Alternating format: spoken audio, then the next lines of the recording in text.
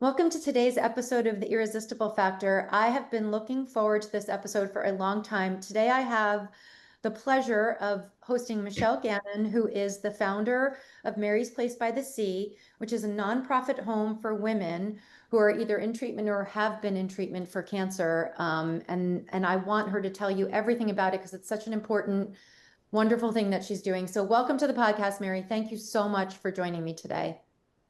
Thank you, Christy. It's a pleasure to be with you. I'm so happy to have this conversation. Thank you. So why don't you start by giving a little bit of background? Because I think your story's incredible, and I think that it's surprising the path that got you here. And you've obviously been doing this, I can see it right behind you, for 15 years, which is a long time, and you've made an impact on so many people. So please just give us a little background first.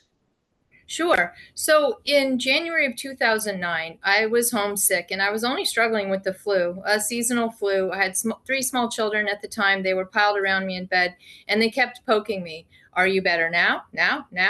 And I felt the tension. I felt it just kind of rise up in my stomach. Like, I know that I need to rest.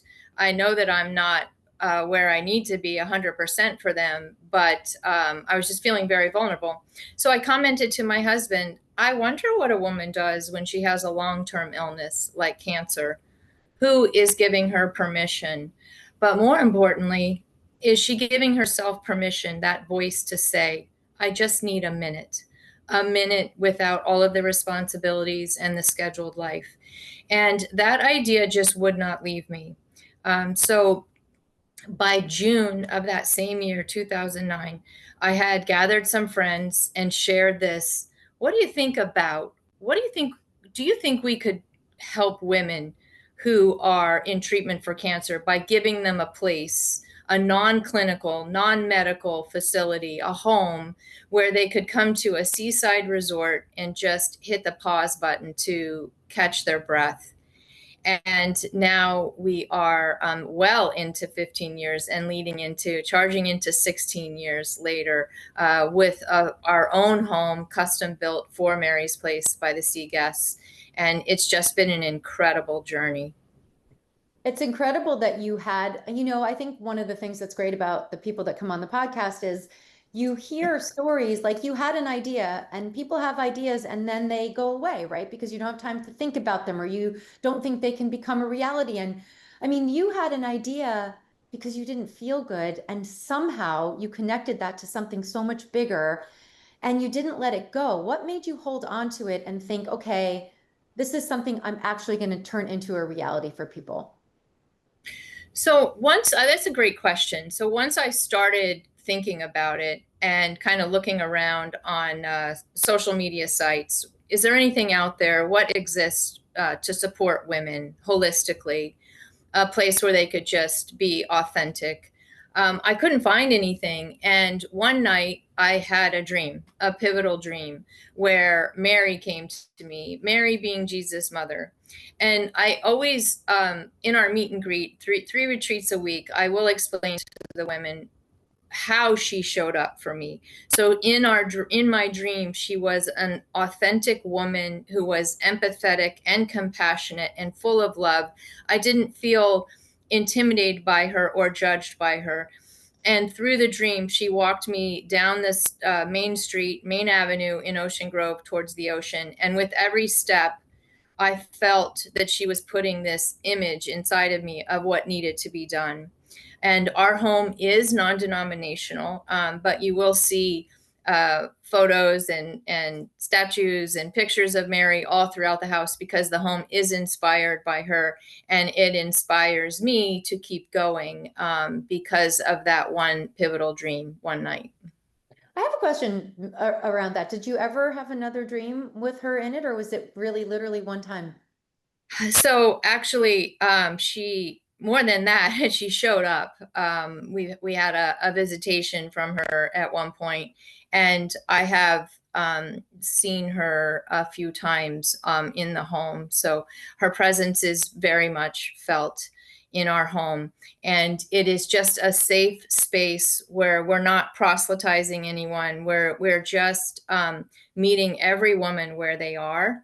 But Mary to me is the motivation to have faith that I don't have to have it all figured out, just have to have the passion and belief that we're doing the right thing with our hearts in the right place for the right women. Amazing.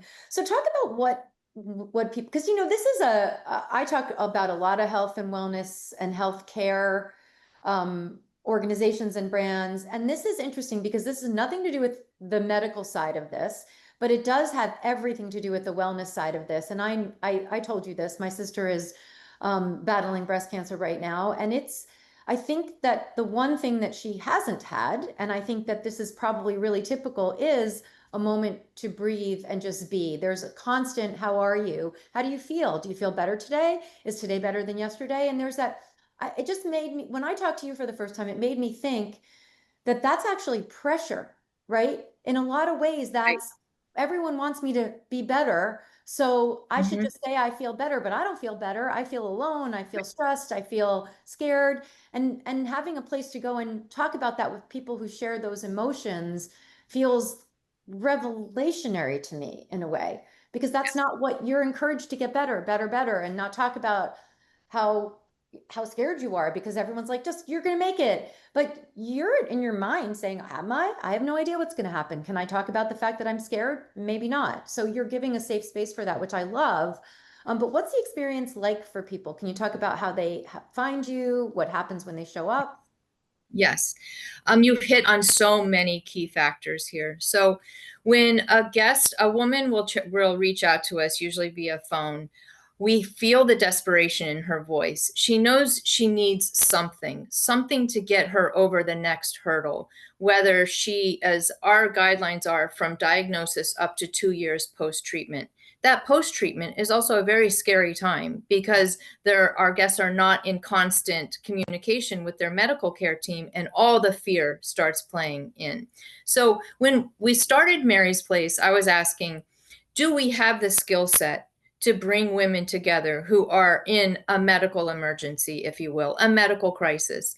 And what we found was providing a space for them and then providing services that tap into their mind, body, and soul through oncology massage, Reiki, reflexology, through guided meditation, through counseling, one on one, face to face counseling, through expressive writing, through soul collage, through group services, nutrition education. We can provide this space where women are invited to be completely authentic. Just as you said, they do not have to protect anyone's feelings here. They don't have to say, I'm fine, when they're just gutted inside. And I believe that by providing this place for them, letting them arrive at the door after they've probably thought about canceling 100 times, because typically we don't put ourselves first. We think of all the other people who are going to struggle while we go away for self-care. And they arrive at the door, and there's this very audible just release of breath. We have over 100 volunteers working in our home. They will scoop up our guests and show them to their private room with their own bathroom, show them out to the balcony that's overlooking the ocean, and say, you're going to be here for the next 2 nights. And this is a space for you to just start unpeeling all the layers of the onion. And it really jumps in very quickly. And I find that women are very efficient with our time. So they arrive here ready to lean in, ready to unpack all of the emotional baggage, the fear, the anxiety, the exhaustion, ready to share with other women. So it's a retreat of 8 women, typically complete strangers arriving from all over the country. And as they're sitting here and we do a meet and greet and bring them all together around the dining room table, and we start to invite them to just lean in for the next couple of days, to walk out to the ocean 12 months out of the year, dip your toes in the sand or in the water, and just breathe. Slow down, try to slow your brain down, try to hear your heartbeat, feel your breath. And that invitation is so warmly received that we find by the end of the first day, there's typically some exhaustion because they've gone through a lot of emotional upheaval throughout the day. But we invite them to go out to dinner as a group, and we start to hear the laughter. And then usually by that night, they will fall deep into sleep. And by the next day, you would have thought that these women have known each other their entire lives. It's I'm emotional thinking about it. It's amazing to watch every single week because our guests are trusting us, and yet they also are receiving so much. Mhm. I had a guest who left our home today after a retreat Tuesday through Thursday, and she said to me, I haven't slept in over 3 years, a full night of sleep. She said, I had 2 solid nights of sleep. She said, I haven't been able to keep food down for over 6 months. She was like, I kept all of this food down and I had so much energy that I walked down to the beach. We watch the guests embrace when they're saying goodbye, and you know that they're going to stay in one another's lives. And I believe, Christy, at this moment, this is where the healing begins. It's putting all of these pieces together and caring for the whole person. So the medicine is doing incredible things. Let the medicine do what it has to do, but put the body in a receiving state with the endorphins and alkalinity and just having the positive feelings inside. And I think that's where the healing begins. It's the perfect package. It's incredible. I'm curious to know, do you keep in touch with the women who've come through your doors? And We do. We invite them to come back, so they can stay up to twice total, and then they can have for the overnight retreats, and then we also have day retreats. So we will have them invite them for a day retreat up to 3 times a year, actually. So we do become a part of their healing process. For women who live within a 1 hour radius, we also have a closed group, a counseling group, and it's called Transformational Counseling, and that meets every Thursday night for over a year.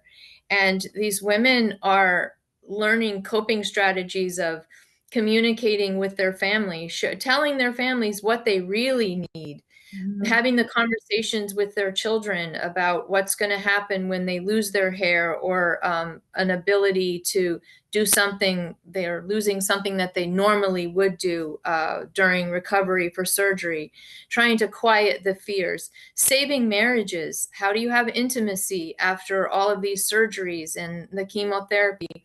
In our oncology massage sessions, some women haven't been touched in years.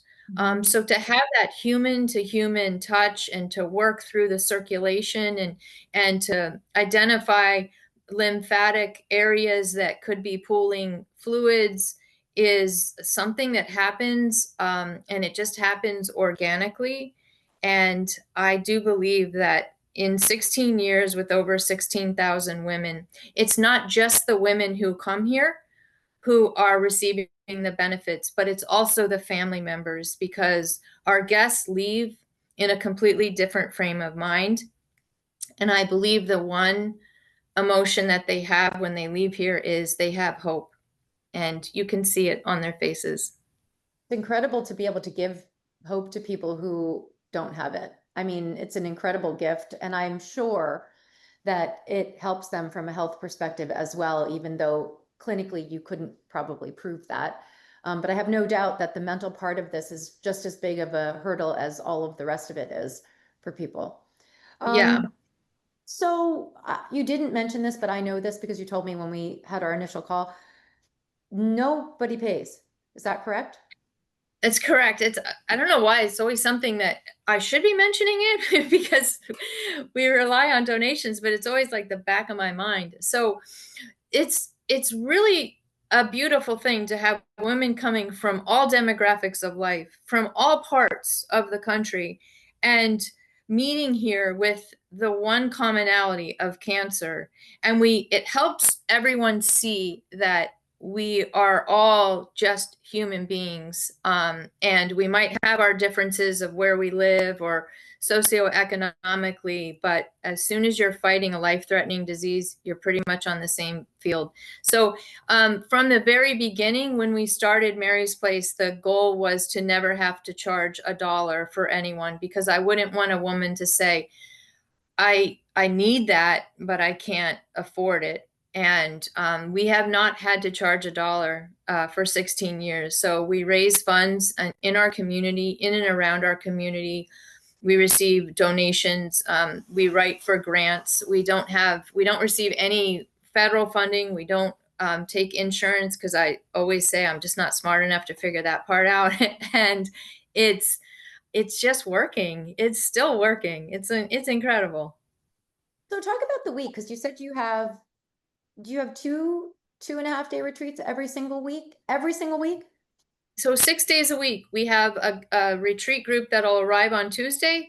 They leave on Thursday, and we ask them to leave by 9 a.m. We take 1 hour to reset the house, and the next group comes in at 10 a.m. on Thursday. We have a group here right now for the day, and then that will wrap up today about 3 o'clock.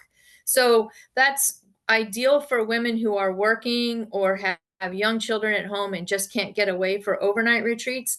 They received 3 services today, and they will still meet other women in their community by having a wonderful plant-based lunch. And then tomorrow we have our weekend retreat, and the guests will arrive tomorrow morning and they'll depart on Sunday. We do that 12 months out of the year. That's incredible. Really incredible. How do you find, so you said everyone who works there is a volunteer? So we have a staff of 7 of us, Okay. full-time staff, paid. And then we have over 100 volunteers working in-house, helping us change the rooms around. We're running a hotel, essentially, doing all the linens, washing the linens, keeping the spa all clean, and all those massage linens clean. And then and helping in the kitchen, helping our chef put the food out for them. We probably serve about 20 meals a day. So our plant-based chef is utilizing the help from volunteers in the kitchen. And then we have currently 60 practitioners. Most of them are volunteers, and they're providing Reiki and guided meditation and expressive writing and nutrition education. And it's amazing to have so many women who understand what the mission is and understand who they're supporting, and they have equal passion. We couldn't do this alone. So it's a great community who all gets together because they understand the importance of it, as I'm sure you do. I do. And how do you find all the people? I want two questions. One is, how do you find a steady stream of that many volunteers? And then the other question is, how do women find out about you guys who need you? So we've been word of mouth for since the beginning. Our guests typically will leave here with a stack of brochures, and Mhm. they'll share it with where they're being infused, their inpatient services, their outpatient services, their social workers, their hospitals, and it's been word of mouth. Their chamber of commerce, their women's groups, their knitting circles, anywhere where they go. So our guests here, that's a great validation. If they're asking for a stack of brochures, I know that they had an impactful stay and they feel like more people need to know about this.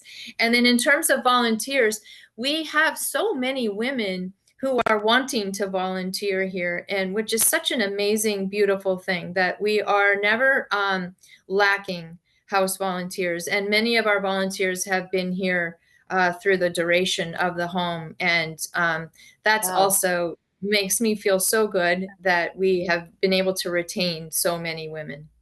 that's incredible. Incredible, incredible. So when you started, I'm sure it was really hard to figure out. Like if you started and you said, in 15 years, I will have served 16,000 women who have been through some kind of cancer treatment, and they will stay for retreats. And there's no way you could have ever imagined that that would be the reality. So talk about how you made it happen, and you had to have some challenges along the way.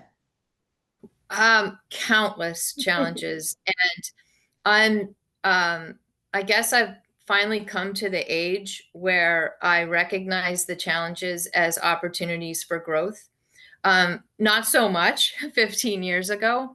There were times that I just felt like I wasn't prepared enough professionally, um, to be able to manage this mission and grow it. I've doubted myself along the way many, many times, but I always seem to shift my thinking to the women who are in the house and what they're facing and their courage. And I glean from their courage and just step out of my comfort zone on a regular basis. I feel like that is such a life lesson for anyone who wants to dream and achieve something, is that you don't have to have it all figured out. You don't have to have the perfect business plan. You might lose half of your business through a superstorm called Sandy that who wiped out all of our computers and databases and everything that we needed, and we had to virtually start over. But on that day when we had lost power and it was just a devastating storm for our entire community, when we finally got to the post office, I grabbed a letter out of the mailbox, and it was from a sister of a guest of ours. She had stayed with us right before we had to close to prepare for the hurricane or the storm, and she had passed away in that time. And her sister wrote a letter, and she said, "You actually prepared my sister in such ways that no one could have." And she passed away peacefully with a smile on her face. And she said she was ready. And she said, "I don't know what it's going to take for you to get started again, but you have to do it." Oh, So it's never about our fear. yeah, It just, I shift my fear so quickly into thinking about them, and you just figure it out. it's That's what you incredible. do. It's incredible, incredible. I mean, there really aren't words to say how meaningful it is and how important it is to people, but they're telling you, so you know. I mean, you Yeah. know, and I'm sure you feel it every single day, every single minute of every single day. What do you want it to look like going forward? Are you happy where you are? Or is this sustainable? Is that how you want it to go? So we are at a time now, after receiving some national recognition this past year, through the American Cancer Society, through USA Today. Our our phones are just like a call center almost, and we know we have to expand.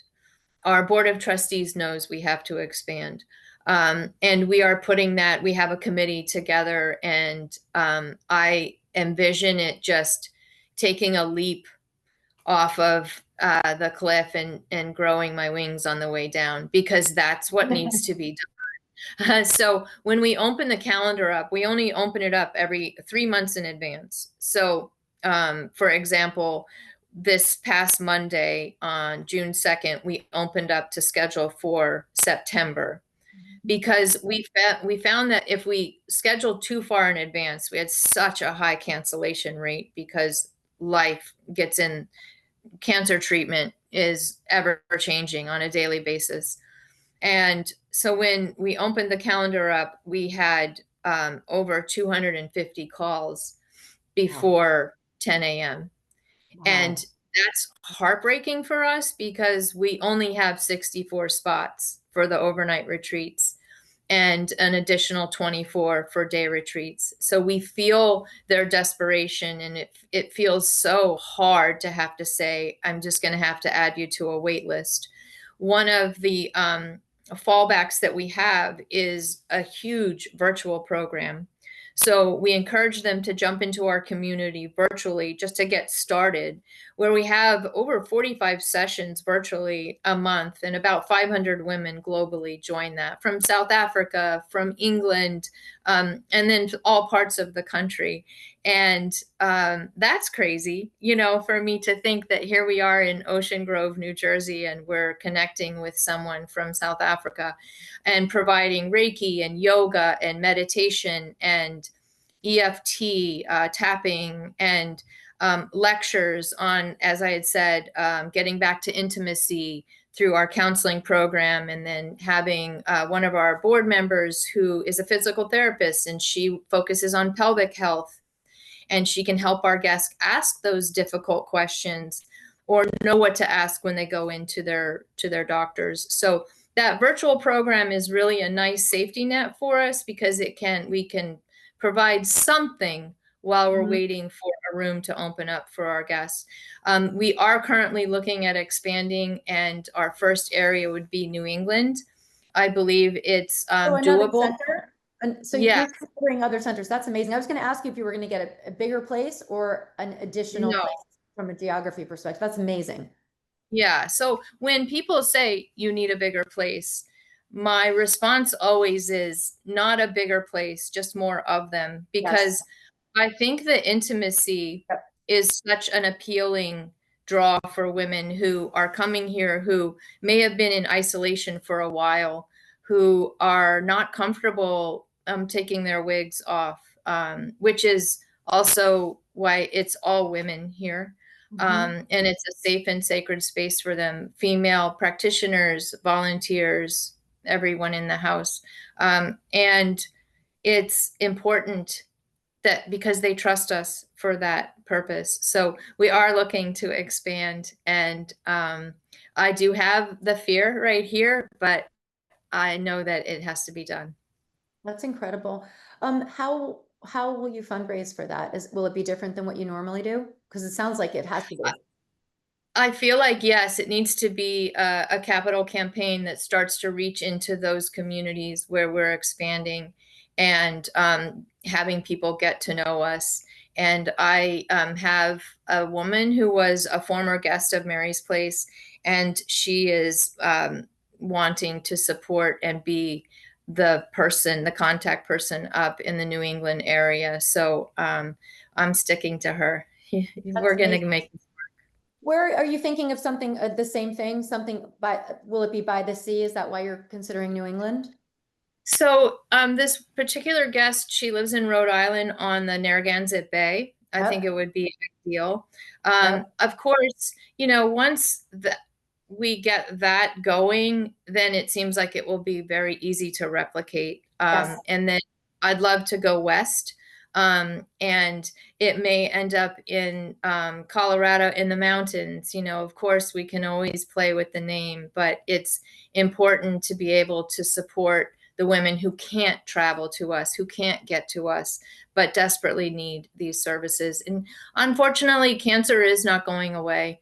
In fact, it's growing exponentially right now. We see it each and every day with the demographics and the metrics of it's younger and younger women. Their childbearing years, they're working full time, and they are just in need of this. So I think that we serve a great community and a purpose for our community, and I want to keep that going as long as possible. Um, Talk about the kinds of women that can come there. Like, what can it be at any stage in the process for them? Are there people Yes. that need help when they come, or do they have to be physically independent to be able to come? Yeah, so that's a great question. We are serving women in with all types of cancer and any stage. If a guest is at a phase where she has a caregiver with her on a day-to-day basis in her home, then we invite the caregiver to come with her because we are not a medical facility. We want our guests to feel as safe and cared for as possible. And we have the accommodations for the caregiver. The caregiver must also be a female. It happens regularly. We just wrapped up a retreat where we had a young woman who's 22 years old and came with her mother. She's our guest. And we've had women as old as 88 years of age. So it's amazing that we just book our guests in the order that we receive their requests, but every retreat is the right complement of women.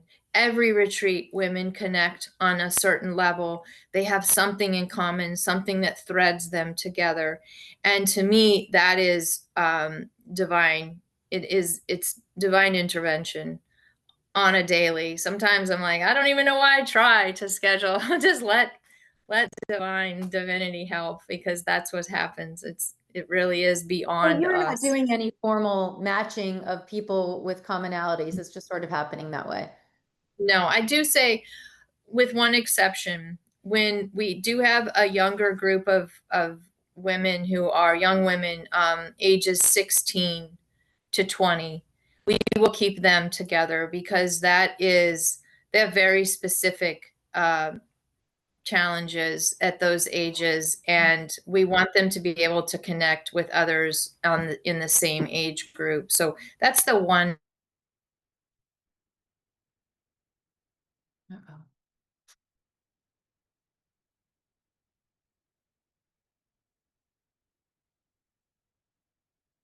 Michelle? Oh, Instagram, going out sorry, Michelle, together and stuff. So that just makes me smile. you just froze for that. You're actually frozen right now. Am I frozen for you? Oh, You were? okay. You're back, but now I can't hear you. Can you try talking again? Nope, I can't hear you. You got muted somehow, but you don't look muted. Oh, there you are. You're Yeah. back. Okay. It's okay. Can you say what you said again though? Because I missed that whole thing The about whole thing. Okay. talking about the young women, and then you. Okay. So there's one group of ladies who we will keep together, and schedule together, and that's our young guests from ages 16 to about 20, 21 years of age. We find that they have a much different experience with cancer, and they want to talk about a lot of different things that are specific to their age and to their generation. So we respect that. Those young ladies usually come with their moms, Mhm. and what we do is they'll stay in the same room, mother and daughter, but we'll have a group of services for the moms as caregivers, separately from the daughters. And it's amazing to watch them kind of unfold as a flower and just start to feel like they have this community, this supportive community, and they stay lifelong friends. I love seeing that on Instagram, that I see them together out and about, and it just makes me smile because I know they met at Mary's place. It's incredible. I know I've used that word way too many times, but I think that it's hard to describe. It must be hard for you too to really truly describe the impact that you're having. I mean, I can imagine it and what you're talking about. Like, I can imagine the moms, like how hard that must be to be a mom of someone that age and be dealing with that. So to give support to them as well, Yeah. has to benefit the women, right? It has to, because their moms probably have no idea how to deal with something like that, and Yeah. probably don't talk about it with every single person that they know because it wouldn't make sense. It would be really difficult. Right. Yeah, yeah. Yeah. So aside from what you shared, which is a lot of great things, is there anything else you want the community to know or people who are listening to know about? Um, mostly people who listen to this are thinking about their path and what they're going to do to make their organization successful. But also, I reach a lot of investors and a lot of people in the wellness community. So is there anything else you want people to know that we haven't covered? I think that what we're trying to do here is help our communities kind of slow down a little bit.